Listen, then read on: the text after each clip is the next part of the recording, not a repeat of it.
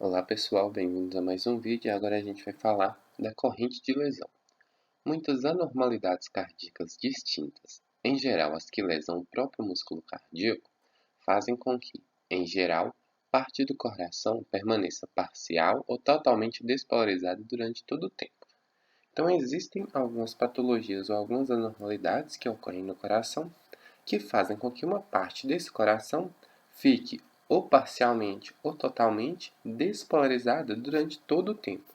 Então, nessa parte do coração que está com essa normalidade, não vai ocorrer devidamente o processo de repolarização. Essa parte do coração vai estar todo o tempo ou parcialmente ou totalmente despolarizada.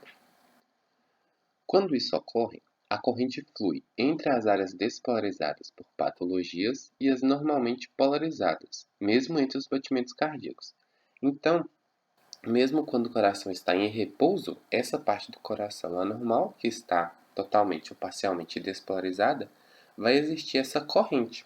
Então, mesmo com o coração em repouso, vai existir essa corrente que vai fluir dessa área com essa anomalia, né? Então, dessa área despolarizada, em direção às áreas normais que estão polarizadas no coração em repouso. Essa condição é referida como corrente de lesão. Note, principalmente, que a parte lesada do coração é negativa, porque essa é a parte despolarizada e lança cargas negativas nos líquidos circundantes, enquanto a polaridade do resto do coração é neutra ou positiva. Então, essa parte do coração que está lesada, então que está sofrendo essa corrente de lesão, é uma parte que está lançando as cargas negativas. Então, vai ser o local por onde o vetor vai apontar sua base. Então, a ponta vai apontar sempre para cargas negativas, né? E nesse local que está com esse processo de corrente de lesão, que é um local do coração que está totalmente ou parcialmente despolarizado durante todo o tempo, então o processo de repolarização não ocorre nesse local, então, essa parte do coração que está lesada vai ficar todo o tempo negativa. Algumas anormalidades causadoras da corrente de lesão são 1. Trauma mecânico, que às vezes faz que as membranas celulares permaneçam tão permeáveis que não permitem que ocorra repolarização. Então, um dos mecanismos que pode ocorrer essa corrente de lesão, então pode ocorrer esse processo de anormalidade no coração, vai ser o trauma mecânico. Então, o coração sofre algum trauma e as membranas celulares daquelas células ficam muito permeáveis. Elas ficando muito permeáveis, não consegue ocorrer esse processo de repolarização devidamente, e assim essa parte do coração que sofreu esse trauma mecânico vai ficar parcialmente ou totalmente despolarizada durante todo o tempo. 2. Processos infecciosos que lesam as membranas musculares. Então, alguns processos infecciosos também podem lesar as membranas musculares e assim impedir que ocorra esse processo de repolarização. Então, essa parte também que sofreu esse processo infeccioso vai ficar parcialmente ou totalmente despolarizada durante todo o tempo. E 3. Isquemias de áreas do músculo cardíaco causada por oclusões coronarianas locais, que é de longe a causa mais comum de corrente de lesão no coração. Então, aqui em 3 dá o exemplo do infarto, né? Então, ocorre isquemia de alguma parte ali do coração, então por alguma oclusão coronariana, e essa isquemia vai gerar lesões no músculo, e essas lesões vão gerar essa corrente de lesão, fazendo com que essa parte do músculo lesada não ocorra o processo de repolarização devidamente, e assim surge naquele local. Durante a isquemia, nutrientes suficientes no sangue coronariano não ficam disponíveis para o músculo cardíaco para manter a polarização normal das membranas celulares. Então, nesse processo de isquemia, vai estar faltando a chegada de sangue para uma parte do coração, então não vai estar chegando os nutrientes. E como esses nutrientes não vão estar disponíveis para esse músculo cardíaco, essa polarização normal também não vai conseguir ser mantida. Assim, essa área que está sofrendo essa isquemia vai sofrer, passar a ter esse processo de corrente de lesão, que ela vai ficar parcialmente ou totalmente despolarizada durante todo o tempo.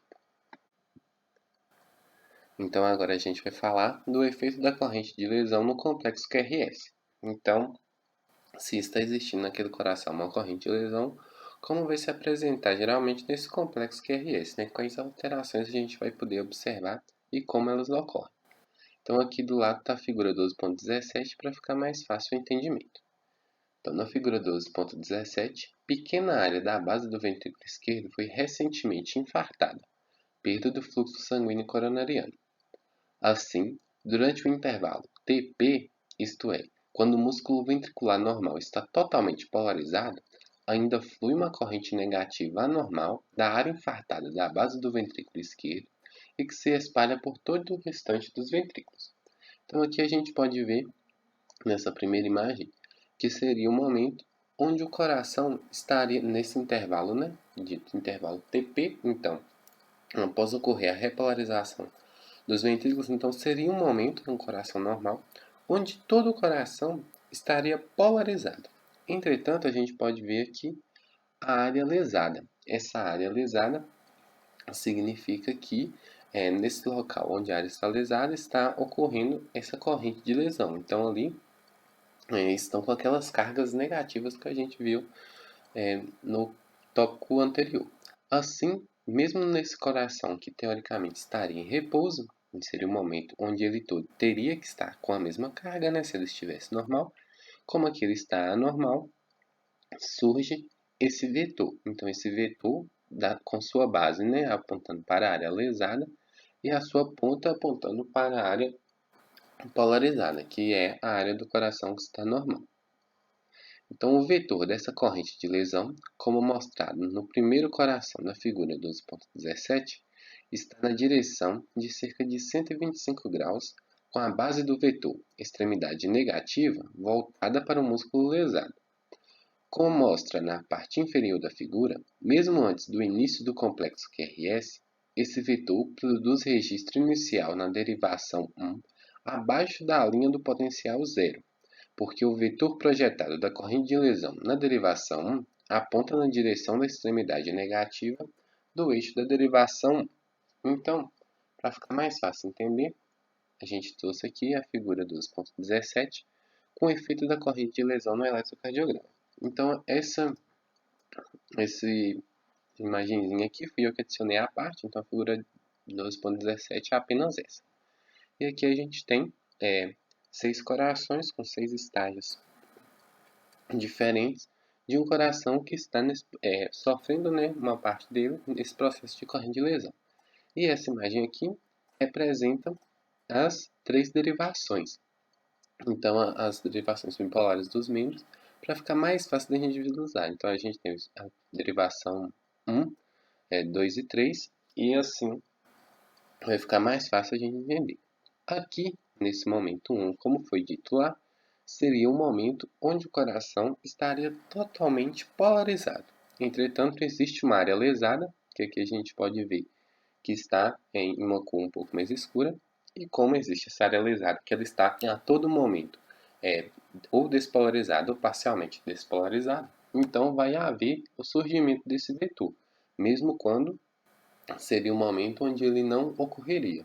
Assim, se a gente pegar as derivações e aplicar sobre esse vetor, a gente vai ter essa imagem aqui. Então, aqui já foi representado com esse vetor essa imagem das 3 derivações. Assim, a gente tem um vetor aqui apontando em aproximadamente 125 graus.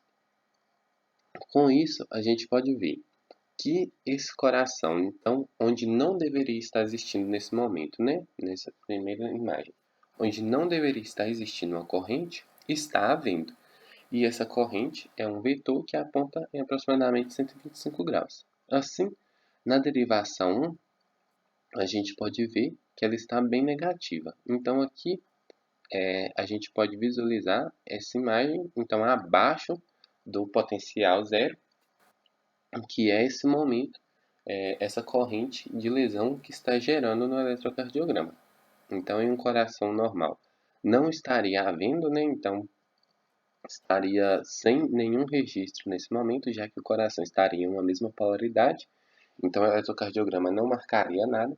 Mas aqui, como está havendo uma área lesada, há o surgimento desse vetor, e esse vetor vai ser lido pelo eletrocardiograma e aqui na derivação 1 esse vetor é negativo devido à sua área lesada e assim, por ser negativo, surge essa leitura abaixo do potencial zero.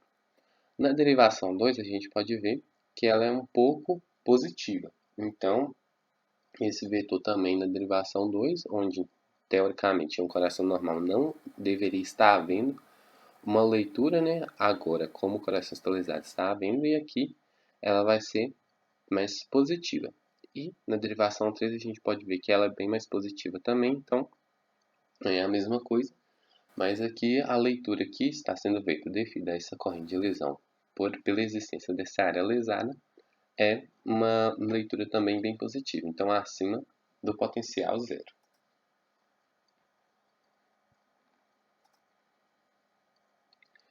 Na derivação 2, o registro é acima da linha porque o vetor projetado aponta de forma predominante para a extremidade positiva na derivação. Então, o que a gente disse lá, né? Na derivação 2, a gente pode visualizar ela acima da linha de potencial zero.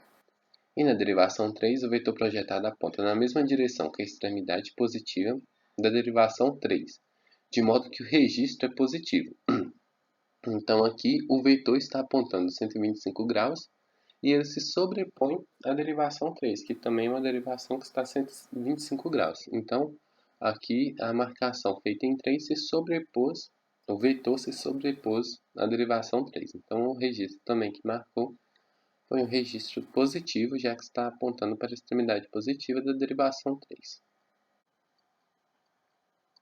Além disso, como o vetor fica quase exatamente na direção do eixo da derivação 3, a voltagem da corrente de lesão na derivação 3 é muito maior que nas derivações 1 e 2. Então, assim como foi dito aqui em cima, né, o vetor projetado aponta na mesma direção, então a leitura feita em 3 também vai ser maior, já que está praticamente se sobrepondo à derivação 3. Então, à medida que o coração continua seu processo normal de despolarização, o septo é despolarizado primeiro. Então, a gente pode visualizar aqui.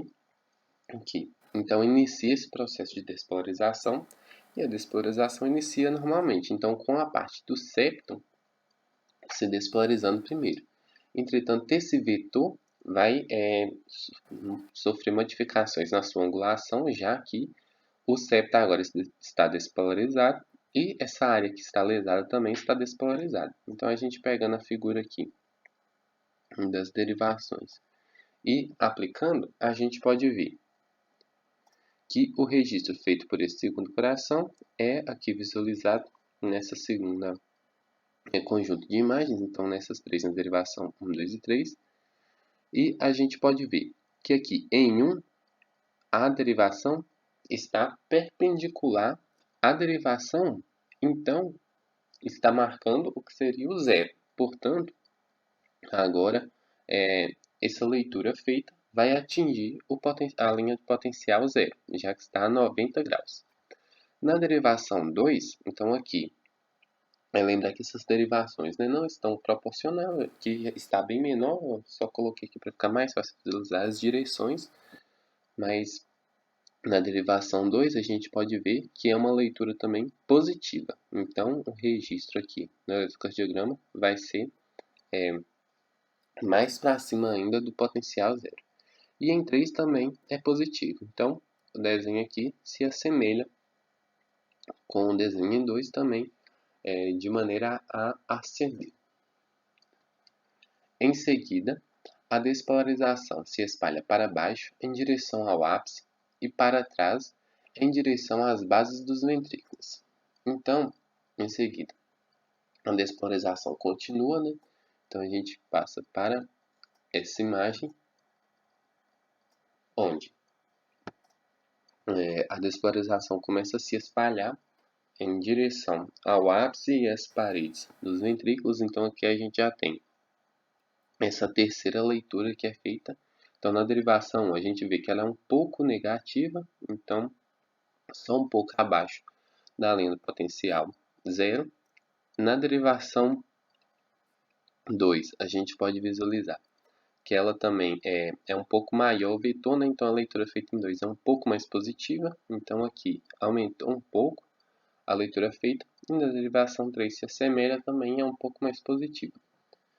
Em seguida, a gente pode visualizar que a despolarização continua em direção às bases dos ventrículos.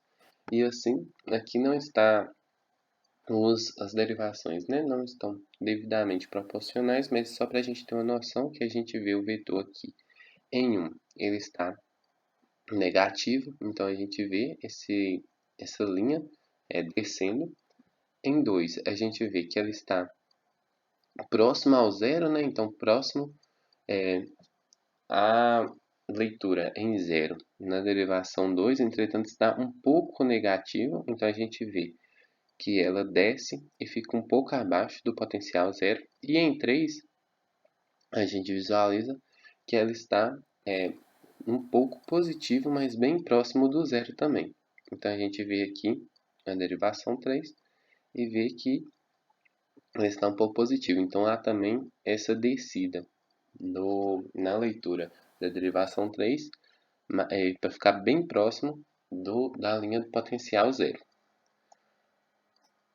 Por fim, a gente tem esse momento onde todo o ventrículo foi despolarizado. Então, as partes, né, normais do coração, que são aqui essas partes que estão nessa figura em mais claras. Então, essas partes foram despolarizadas e a parte lesada já está despolarizada. Então, é um momento onde todo o ventrículo está despolarizado. Assim, o ventrículo está em uma mesma carga e, portanto, ele está nesse potencial zero. Portanto, a gente vê, então, ficar bem atento aqui que tem esse risco J aqui, que a gente vai explicar. Mas à frente, entretanto, ele não faz parte do eletrocardiograma, ele é apenas um indicativo, né, de que esse é o ponto J. Então, a gente segue aqui pela pontinha, né, da seta. Então, o potencial agora vai seguir em direção ao potencial zero, na linha zero. Então, a gente tem aqui visto.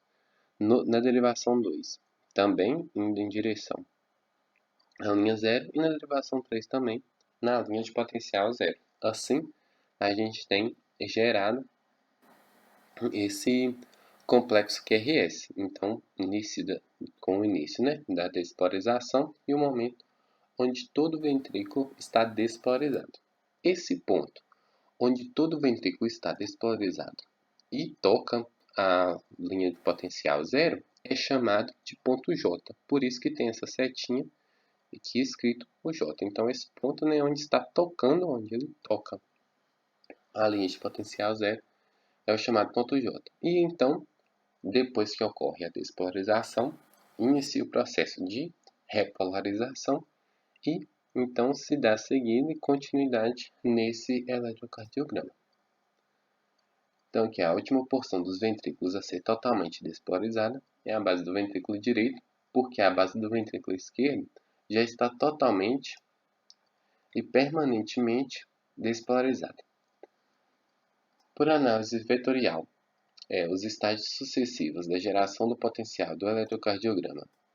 Vou colocar a imagem aqui para ficar um pouco mais fácil da gente visualizar.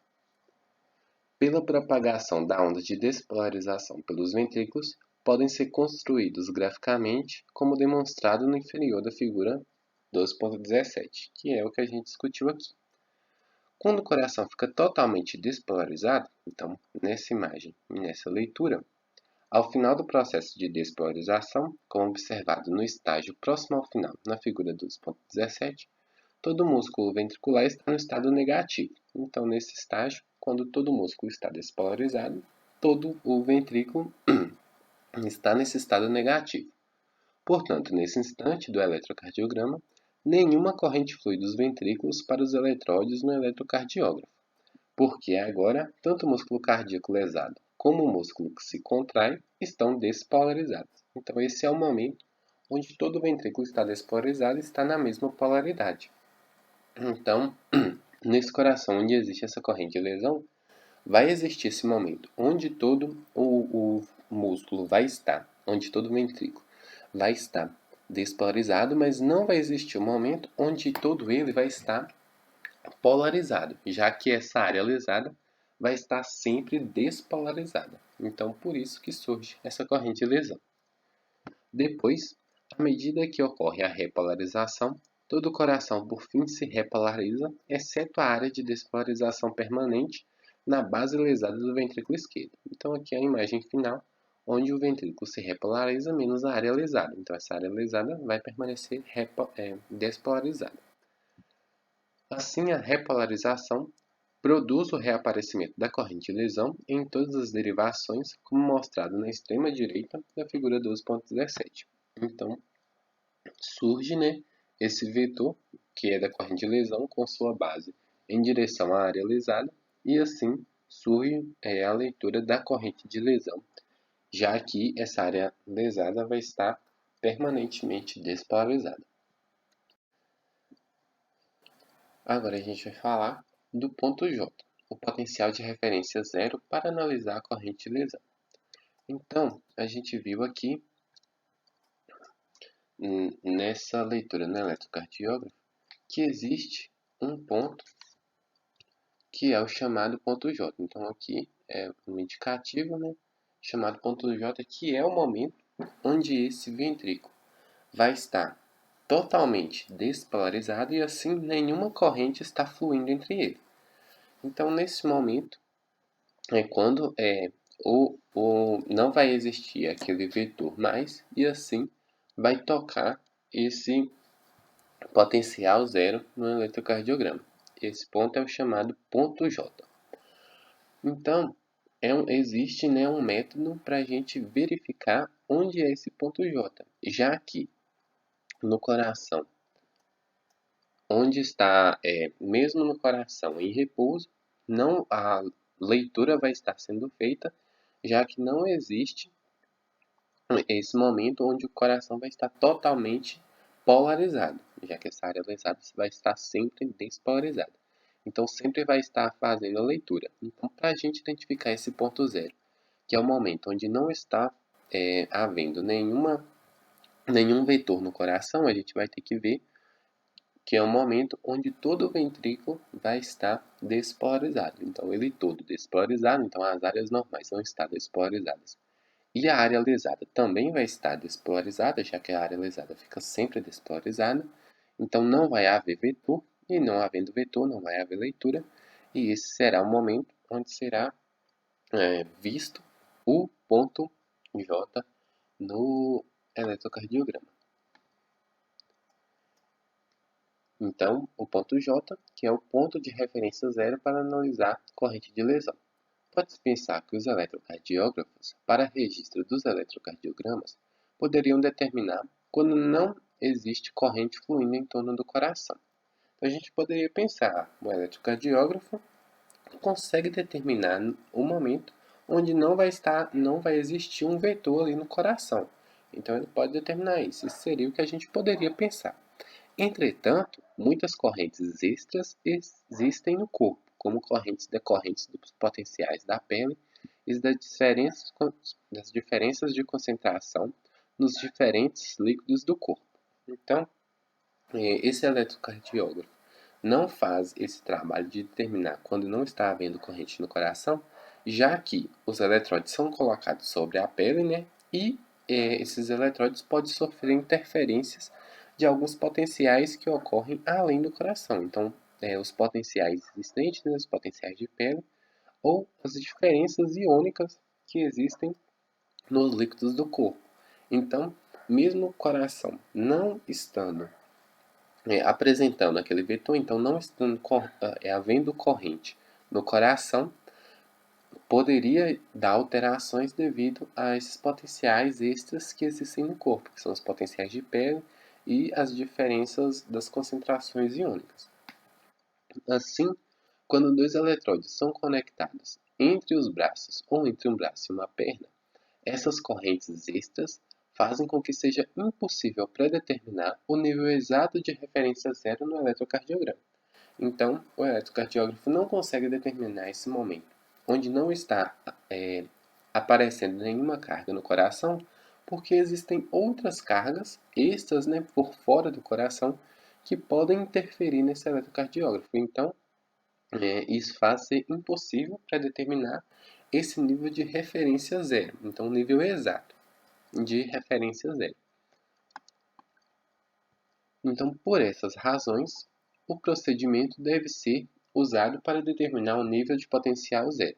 Então, já que o eletrocardiógrafo não consegue dizer para a gente qual que é o nível de potencial zero, então qual que é o momento daquele coração onde não está havendo a existência de nenhum vetor, então onde o momento naquele coração onde não está correndo nenhuma corrente elétrica, que nesse caso do coração onde está aparecendo a corrente de lesão, é o momento onde e nesse caso, né, do complexo QRS, é o momento onde todo o ventrículo está despolarizado. Então existe um procedimento para a gente determinar esse ponto, que é o nível do potencial zero. Então, primeiro, verifica-se o ponto exato onde a onda de despolarização acaba de completar sua passagem pelo coração, o que ocorre no final do complexo QRS. Então, um momento onde o coração não vai estar com nenhuma carga será aquele momento onde todo ele vai estar despolarizado. E esse momento ocorre no final do complexo QRS. Então, se a gente ir no eletrocardiograma e observar o ponto final do complexo QRS, a gente vai ter esse ponto J e vai poder assim determinar onde é esse momento onde há um nível de potencial zero. Assim a gente tem a determinação onde é esse ponto J e onde é esse nível onde não está havendo nenhuma corrente no coração. Exatamente nesse ponto, todas as partes dos ventrículos se tornaram despolarizadas, incluindo tanto as partes lesadas como as partes normais. Assim, não existe fluxo de corrente em volta do coração. Mesmo a corrente de lesão desaparece nesse ponto. Assim, o potencial do eletrocardiograma nesse instante está no zero. Esse ponto é conhecido como ponto J no eletrocardiograma, como mostrado na figura 12.18. Então, para a análise do eixo elétrico do potencial de lesão causado pela corrente de lesão, é traçada uma linha horizontal no eletrocardiograma para cada derivação no nível do ponto J. Essa linha horizontal é o nível de potencial zero no eletrocardiograma, referência para a medida de todos os potenciais causados por correntes de lesão.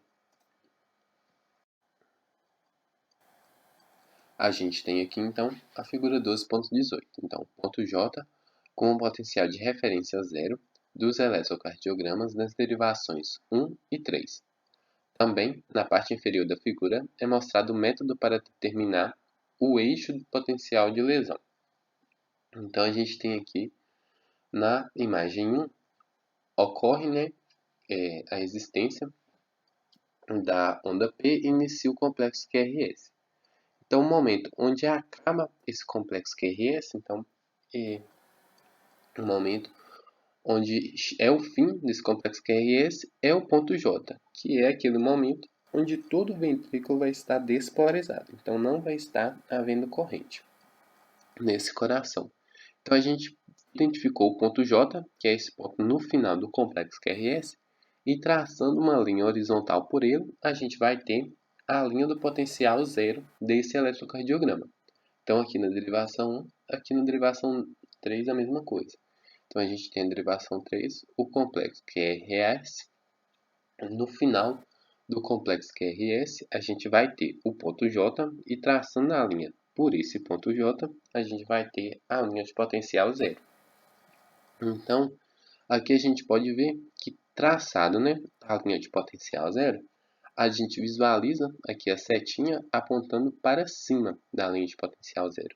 Então, na derivação 1, a leitura que foi feita nesse eletrocardiograma, o vetor, né, será um vetor apontando para o lado positivo, já que a leitura aqui está em seguida acima da linha de potencial zero. Já que na derivação 3, a gente determinou a linha horizontal, que é a linha do potencial zero, e a leitura seguinte a gente vê que ela aqui é a setinha apontando para baixo, então negativo, abaixo da linha do potencial zero. Então na derivação 3, esse vetor está apontando para o lado negativo. Assim a gente pode determinar esse vetor como ele está nos eixos de derivação. Então, é um vetor que aponta para o positivo em 1, para o negativo em 3. E pegando os milivolts existentes, a gente pode determinar aqui o vetor, que é esse vetor do meio, que então seria o vetor que foi responsável pela leitura nesse eletrocardiograma. Agora a gente vai falar do uso do ponto J para determinar o eixo do potencial de lesão. A figura 12.18 mostra eletrocardiogramas, derivação 1 e 3, do coração lesado. Ambos os registros mostram potenciais de lesão. Em outras palavras, o ponto J de cada um desses eletrocardiogramas não está na mesma linha que o segmento TP. Então, a gente visualiza aqui que existe aquele segmento TP, então o segmento entre a onda T e a onda P. Então, a gente vê, né, que existe ao final da onda R, da onda S, o complexo QRS, ao final da onda S, o intervalo ST, então inicia a onda T e existe o intervalo TP. Então a gente vê que esse intervalo TP não está na mesma linha que o ponto J, então que é a linha do potencial zero. Assim a gente identifica que existe um processo, a gente pode ver, deduzir que existe um processo anormal nesse coração. Aqui na derivação 3 a mesma coisa. Então a gente tem o complexo QRS, o ponto J, então a gente traça a linha de derivação zero, e a gente tem a onda T, e no intervalo TP a gente vê que ele não é no mesmo nível da linha do potencial zero. Então a gente pode fazer também essa identificação de que esses registros estão mostrando um potencial de lesão. Então a gente pode ver que existe esse potencial de lesão quando o ponto J desses eletrocardiogramas não está na mesma linha que o segmento TP. Então, o segmento TP vai estar acima ou abaixo desse ponto J, então vai estar acima ou abaixo desse potencial zero no eletrocardiograma. Na figura foi traçada uma linha horizontal, passando pelo ponto J para representar o nível de voltagem zero de cada um desses registros. Então, pegou aquele ponto J e traçou uma linha, assim a gente tem o potencial zero, a linha de potencial zero do eletrocardiograma. Então, um ponto naquele eletrocardiograma onde não está havendo nenhuma corrente percorrendo o coração. O potencial de lesão em cada derivação é a diferença entre a voltagem do eletrocardiograma imediatamente antes do aparecimento da onda P e o nível da voltagem zero determinado pelo ponto J. Esse é o método para a gente identificar o potencial de lesão. Então a gente vai ver a linha do potencial zero e identificar o momento antes do início da onda P. Então a gente tem a onda P nos dois eletrocardiogramas e vai verificar a existência dessa diferença que existe. Então a gente pode identificar esse potencial de lesão vendo essa diferença entre a linha de potencial zero, né, passando pelo ponto J, e a diferença que existe antes do início da onda P. Então, aqui a gente pode ver, é indicado pela setinha, essa leitura feita. Assim, a gente identifica esse potencial de lesão. Então, a gente pega a linha de potencial zero, que é a linha passando pelo ponto J, e vê imediatamente antes do aparecimento da onda P e vê a diferença que existe nesses níveis. Então, o nível diferente entre a linha do potencial zero e o ponto antes do aparecimento da onda P. E esse é o potencial de lesão. Na derivação 1, a voltagem registrada do potencial de lesão está acima do potencial zero e é, portanto, positiva. Então, a gente vê aqui, vou dar até um zoom para ficar mais fácil. Então, a gente tem o ponto J, a linha de potencial zero, o ponto antes do início da onda P. Então, a gente tem essa diferença. E essa diferença é positiva. Então, aqui a gente já pode ver do 3 também, da derivação 3. Então, a gente tem a linha de potencial zero, o ponto antes da onda P. Então a gente vê essa diferença e essa diferença é negativa. Então, ao contrário,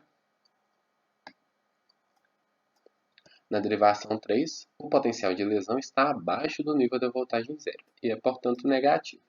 Então a gente identifica assim esse potencial de lesão, que é essa diferença entre a linha do potencial zero e o ponto antes do início da onda P. Então essa diferença existente vai ser o potencial de lesão, que eles podem estar acima ou abaixo da linha de referência zero, né? Assim podendo estar positivo ou negativo.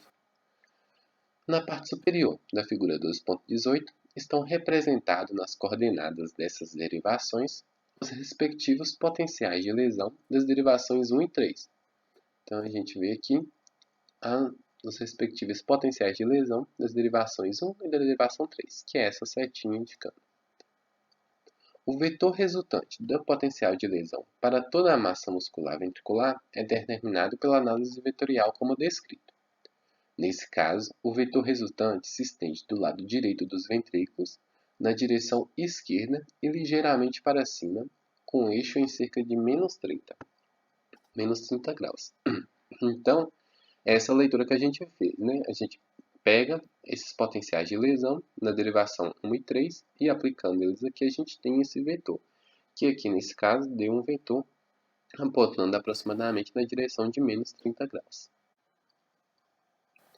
Se esse vetor para o potencial de lesão for colocado diretamente sobre os ventrículos, a extremidade negativa do vetor apontará na direção da área permanentemente despolarizada e lesada dos ventrículos. Então, se a gente pegar esse vetor, né, e aplicar ele sobre um coração, então aqui um exemplo do coração, e a gente pega esse vetor e aplica ele sobre esse coração. Então, aqui lembrando, né, que não está proporcional ao tamanho e nem à cor também. Mas se a gente pegar, né, que observando apenas a direção e aplicar esse vetor que a gente visualizou aqui, a gente gerou esse vetor do coração e pega esse vetor e aplicar o coração, a gente tem que a base desse vetor vai estar apontando em direção à área lesada. Então, nesse caso em específico, esse vetor que gerou esse eletrocardiograma está, a área lesada vai estar, no caso, na parede do ventrículo direito. No exemplo mostrado na figura 12.18, a área lesada estaria na parede lateral do ventrículo direito, que é aquilo que a gente visualizou na imagem anterior. Obviamente, essa análise é complexa, entretanto, é essencial que o estudante retorne a ela até entendê-la completamente. Nenhum outro aspecto da análise eletrocardiográfica é mais importante. Então, é isso que a gente tem que ter noção. A gente vai pegar esse vetor e a base desse vetor vai estar em direção à área lesada. Então, se a gente pegar a base do vetor, a gente tem essa noção de qual parte do coração que está sofrendo esse processo dessa corrente de lesão. Então, qual parte do coração que está lesada, estando continuamente sempre despolarizado. E assim a gente tem noção qual parte desse coração que está normal. Isso é importante a gente sempre lembrar para conseguir fazer essa distinção na parte do coração que está normal. E assim a gente encerra mais um vídeo. Espero que vocês tenham gostado. Deixe seu like, se inscreva no canal. Qualquer dúvida, sugestão, crítica, opinião pode ser deixada aqui nos comentários ou feita lá no nosso Instagram. Siga a gente no Instagram e até o próximo vídeo.